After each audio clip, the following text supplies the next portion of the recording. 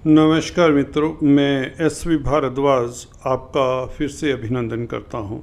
नवंबर का महीना कैसा रहेगा जानते हैं दोस्तों इस वीडियो से। अगर आपकी कन्या राशि है तो ये चर्चा आपके लिए है। अगर आपको अपना लगन मालूम है तो भी यह राशिफल लगन से आप देख सकते हैं।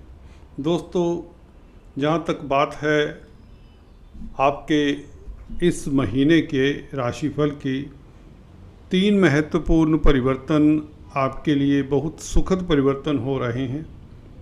पहला तो शुक्र का ही परिवर्तन होगा 7 नवंबर से, और शुक्र का भाग्य स्थान में बैठे हुए देवगुरु बृहस्पति के साथ संबंध ये बहुत बेहतर है, क्योंकि जहाँ पर देवगुरु सुख भाव के मालिक हैं और शुक्र आपके भाग्य स्थान के मालिक हैं, तो भाग्य स्थान के मालिक का संबंध सुख के मालिक के साथ हो जाए, चतुर्थ भाव के मालिक के साथ, तो शुक्र और गुरु का ये राशि परिवर्तन योग भी है।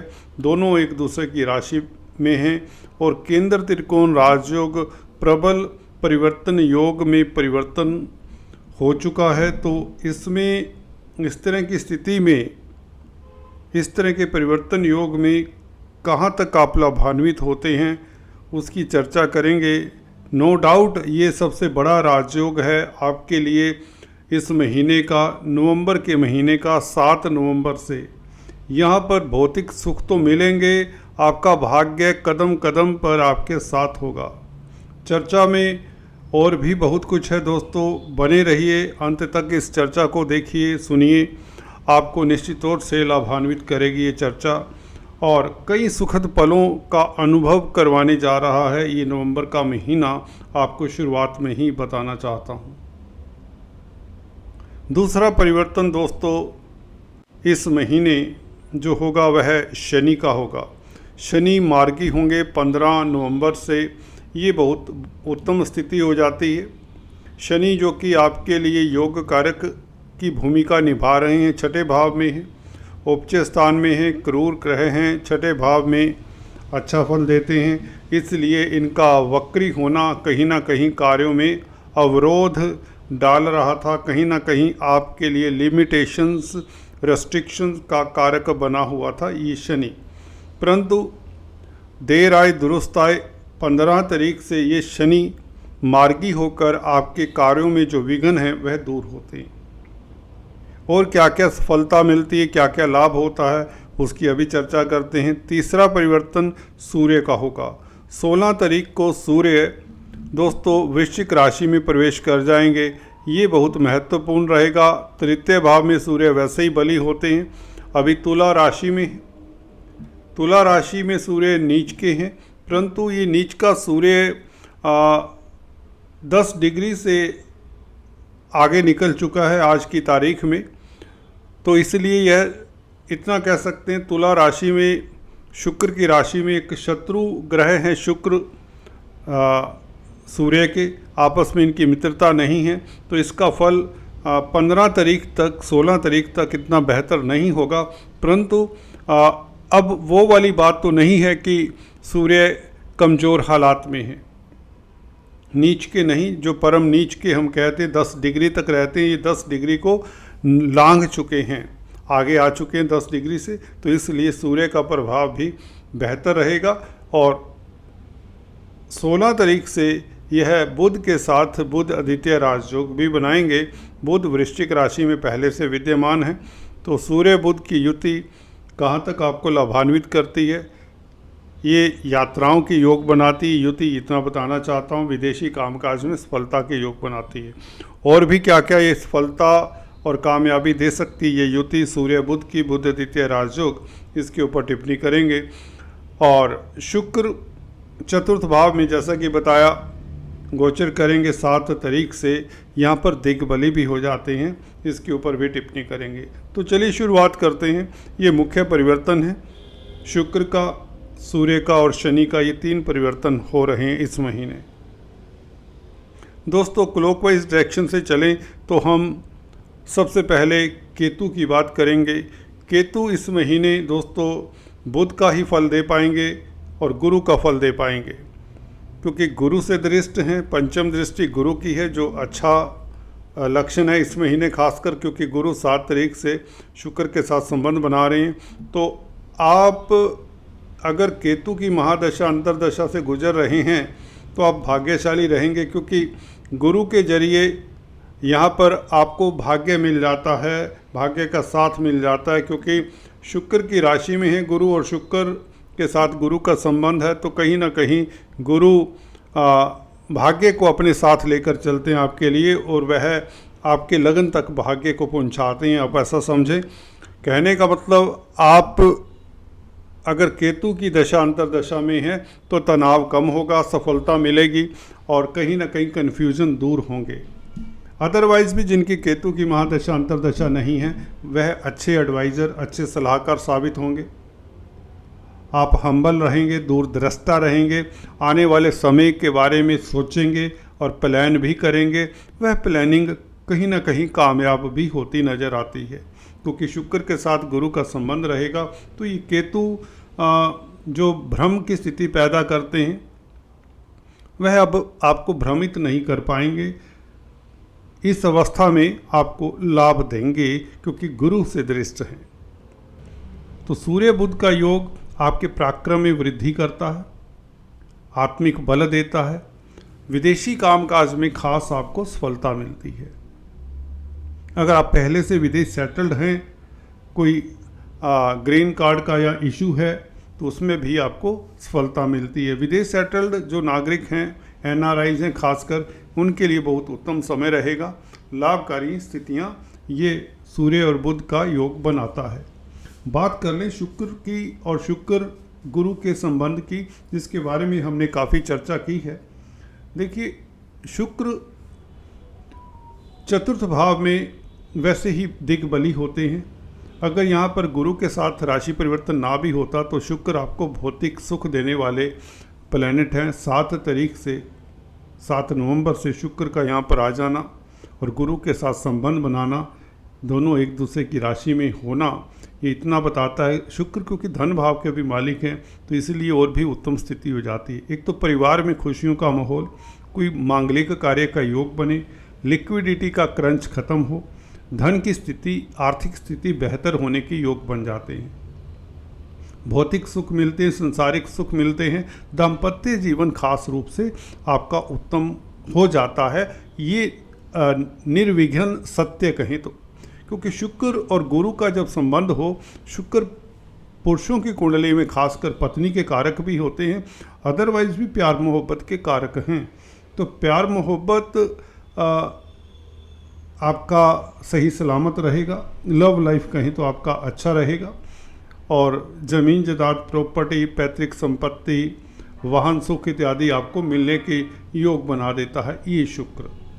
तो शुक्र का ये संबंध गुरु के साथ आपके लिए बहुत बेहतर है, भाग्यशाली रहेंगे, कोई बड़ी उपलब्धि आपको मिल सकती है। शनि की बात करें तो दोस्तों, शनि आपके लिए मील का पत्थर साबित होने वाले हैं। जाते जाते ये बड़ा ग्रह है, हालांकि आपको कुछ न कुछ उपलब्धि दे चुका होगा। जिन जातकों के लिए यह कोई अच्छी नियामत या अच्छा काम नहीं कर पाए शनि, 2023 जनवरी से जब से यहाँ पर आए हैं, 30 साल बाद कुंभ राशि में आए हैं और छठा भाव है आपका, और आने वाले समय में यह 30 साल बाद ही यहाँ पर गोचर करेंगे। ये बहुत महत्वपूर्ण तथ्य है दोस्तों। उपचय स्थान में शनि ने 30 साल बाद आना है, और 30 साल बाद जो पहले से सीनियर सिटीजन्स हैं वह 90s या 100+ हो जाएंगे। तो कुछ लोगों को तो शनि का कुंभ राशि में गोचर दोबारा से देखने को नहीं मिलेगा। तो अभी आपको 29 मार्च 2025 तक ये एक एक दिन का आपको लुत्फ़ देने वाले हैं।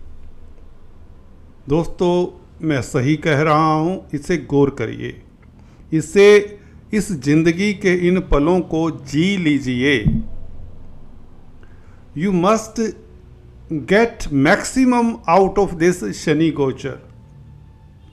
If you want get anything out of this Shani gochar, जो कि 15 तारीख से 15 नवंबर से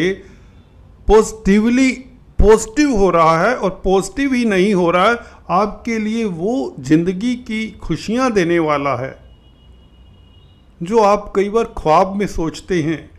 उस तरह की तरक्की आपको देने वाला है। अक्सर हम बताते आए हैं छठा भाव कर्जे का, बीमारी का, दुश्मनी का है, कोर्ट कचहरी का है। यहाँ पर बैठकर शनि विपरीत राजयोग का कार्य तो करते ही हैं, क्योंकि छठे भाव में बैठे हैं, अपनी राशि में बैठे हैं, ऊपर से क्रूर ग्रह हैं, और 3, 6, 11 भावों में तो शनि माला माल भी करते हैं।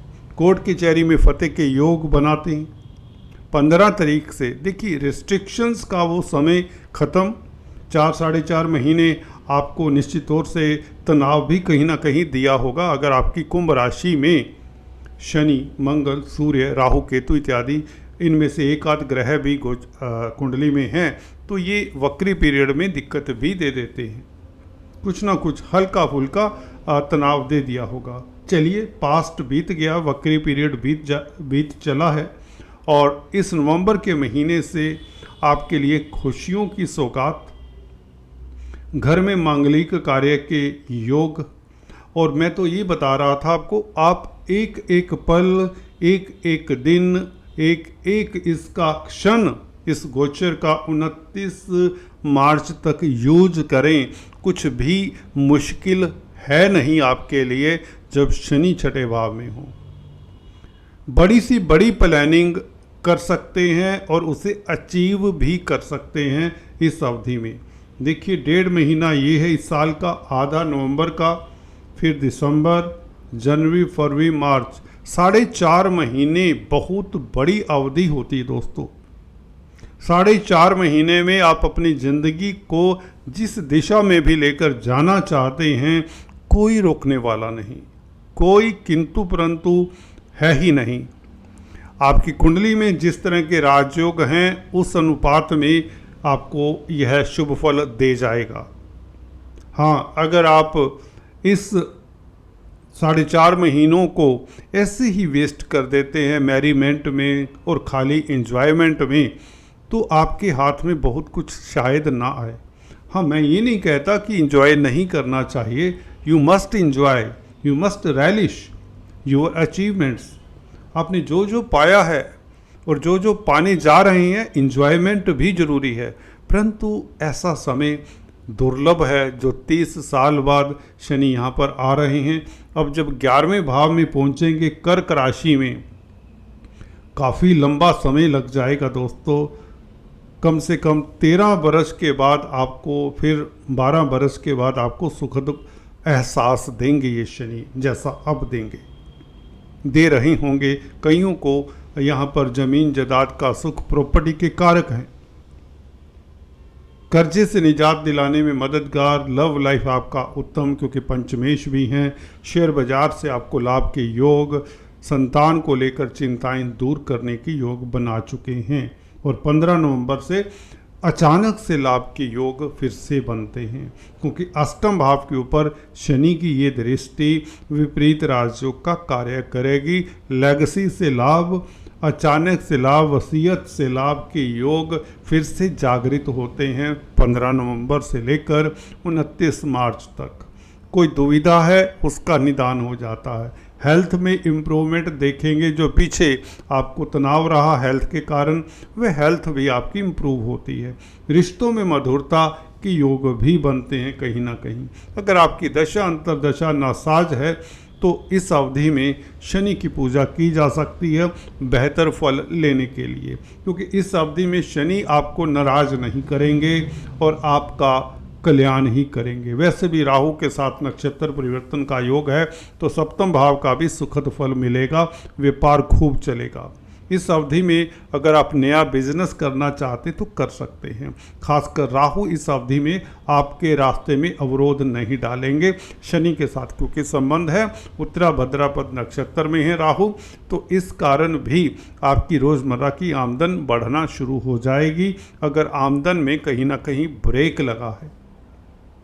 तो दोस्तों, हालांकि शनि के बारे में हम काफ़ी कुछ कह चुके हैं, परंतु इस शनि का मार्गी स्वरूप आपको ये बताना ज़रूरी था, ये चेताना ज़रूरी था कि ये 4.5 महीने एक एक दिन अपने लक्ष्य को प्राप्त करने के लिए लगा दें। हाँ, फैमिली का सुख, जिंदगी का सुख, अभूतपूर्व सफलता, उच्च पद मिलना, धन का लाभ होना, मित्रों रिश्तेदारों का साथ मिलना, आपकी प्रतिष्ठा बढ़ना, जो भी करना है, राजनीति में शिरकत करना है, शेयर बाज़ार में आप एंटर करना चाहते हैं या शेयर मार्केट में कामकाज करना चाहते हैं, तो ये कैरियर को इतने समय में स्टेबल करने के लिए अच्छा शनि आपको वरदान सा दे रहे हैं। और राहु केतु के बारे में हम चर्चा कर ही चुके हैं। गुरु के बारे में अक्सर बताते आए हैं, हालांकि अभी वक्री हैं, परंतु इस महीने शुक्र के साथ संबंध होने से आप भाग्यशाली रहेंगे। कोई बड़ी अपॉर्चुनिटी आपको मिल सकती है, कोई बड़ा शुभ समाचार मिल सकता है। विदेशी कामकाज में भी आपको सफलता के योग, विदेश यात्रा के योग बन चले हैं। मंगल एक ऐसा ग्रह है, 11वें भाव में मंगल सुकून में रहता है, आपको कोई ज़्यादा दिक्कत नहीं देगा। हालांकि नीच की राशि में है, इसलिए हनुमान चालीसा पढ़ना चाहिए आपको डेली बेसिस पे सुबह शाम। और अगर किसी की मंगल की दशा अंतरदशा है, उसे सुंदरकांड का पाठ भी करना चाहिए। और रेड जो वस्त्र हैं उसे धारण ना करें तो अच्छा होगा, बल्कि मिठाइयों का दान करें मंगलवार के दिन, बहुत बेहतर रहेगा। बजरंग बाण का जाप भी कर सकते हैं अगर आपको ज़्यादा प्रॉब्लम है मंगल के अंतर के कारण, प्रत्यंतर इत्यादि के कारण। हनुमान जी की शरण में जाएं, निष्ठा से जाएं, आपको सफलता मिलेगी। मंगल की परंतु उच्च की दृष्टि लाभकारी है, पंचम भाव के ऊपर, छात्रों के लिए अच्छा समय रहेगा। कहीं ना कहीं कॉम्पिटिटिव एग्ज़ाम्स में आपको सुखद फल मिलने के योग बनाता है। और ज़मीन जायदाद प्रॉपर्टी, अचानक से लाभ के योग मंगल भी बनाता है। जी हाँ दोस्तों, अष्टमेश 11वें भाव में बैठा हो और पंचम भाव को देखे उच्च की दृष्टि से, तो अचानक से कोई शुभ समाचार मिले, मोटा लाभ, लॉटरी सट्टे का कामकाज करने वालों के लिए भी स्थितियाँ लाभकारी रहेंगी। आज दोस्तों इतना ही, फिर से मिलते हैं, तब तक के लिए stay tune. Thanks for watching this video. God bless you.